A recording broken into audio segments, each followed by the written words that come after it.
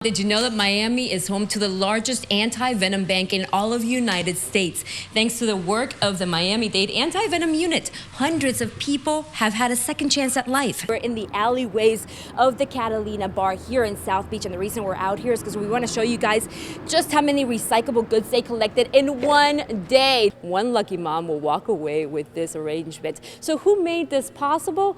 All of you moms out there who blogged about it, went on Twitter and said, we want a special night so we can talk to other moms about the trials and tribulations of being a mom, because it's not easy. That's right. Good morning, Dave, and good morning, South Florida. Yes, CompUSA is introducing a whole new concept. The idea behind it is this. Research shows that 30% of customers walk into a store, look at a product, and then they take off to do more research on the internet. So now they're bringing the internet to the customer in a way that has never been seen before. Check it out. We're standing by a nesting site. They do come here on Hollywood Beach and lay their eggs. Good morning, Karen. Yes, the sea turtles have been foraging the oceans for 250 million years. Now, South Florida is one of the best places to learn how to kiteboard. We're taking lessons, except Mother Nature is not cooperating. Guantanamera, Guajira, Guantanamera. Yo soy un hombre sincero. The colors of the tropics, the light of the island, the climate, there's a sense of happiness in that island life that is conveyed through the art. For decades, Ramon Cernudas, a Cuban exile, has supported artists who live in the island. We buy directly from them and we pay them directly. These two came from Cuba. Cernudas' love for Cuban art has brought him plenty of controversy. Early on, I found out that in Miami there were many people who did not want to accept the artists that stayed behind. Cernudas was accused of being a communist. He was labeled a traitor. His work with the now-defunct Cuban Museum of Art enraged radical Cubans living in Miami who acted with violence. We had actually 2 bombings outside of the museum. One destroyed all of the front of the building and about 40 works. The museum was forced to shut down, but Cernudas refused to live in hiding. He opened this gallery in Coral Gables in 2000, and until last year, the gallery was under permanent police protection. But in the last few months, the change in exile attitude has changed dramatically. People are beginning to realize that intolerance and hatred is not going to get us anywhere. Cernudas will continue to support Cuban artists, and he has one wish left: to open a gallery in Havana. And I've received very negative reactions from the Cuban government, so that will probably be our next area of battle. Free beer with a haircut? That's right, it's no gimmick. Find out what a local barbershop is doing to put a smile on her customers' faces. I'm standing next to rubble of what could have been a 6-story building. Inside, buried a victim, a dummy victim that is about to be rescued by Ace. Ace has been training for 2.5 years with Lieutenant Sean Lundstedt. And now, is Ace ready for this challenge? Yes, he is. Okay, what is he going to do now? He's going to go search for a live victim. Let's do it. You ready? You ready? Go search.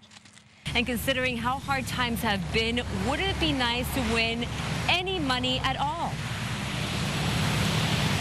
I wish I was a little bit taller. I wish I was a baller. I wish I had a girl who looked good, I would call her. There is nothing wrong with wishful thinking, especially when it comes to winning $222 million. $222 million.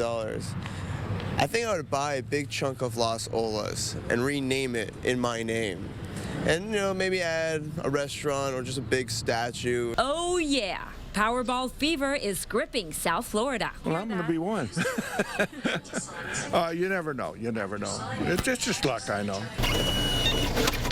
The talk of winning big money is a lot louder than the soft-spoken loss of probability. Yeah, I would take it all at once to get half of it. Really? $111 million. I'm sure I can make more millions of dollars with $111 million. All this money talk got me thinking, what would I do with all that cash? Well, I'd give some to the needy, then I'd sail around the world, buy an elephant sanctuary, buy an estate for my whole family. Hey, Mom, get your bags ready. You're looking at right now a black cobra. This is the same type of snake that bit that Iraqi officer in southern Iraq, and thanks to the anti-venom team team here in Miami-Dade, that man had a second chance at life. But that's not all you guys do here, right, Charles? No, you guys do a lot more. You also rescue animals like the one that we're about to look at right now. Yeah, we rescued this animal. It actually got ran over by a car. It's an exotic python. Now, this event draws thousands of people, not only from around the country, but also from around the world. And as you mentioned, we're inside the Surf Comer Hotel, and it looks pretty empty now, but last year it was completely packed. We have some video that we want to show you guys. Let's see. Delicioso. Look at those guys. Oh, good, good. We gotta get moving to tell you guys the rest of the stuff that we're doing. This is really good. A very special day for the Duarte family.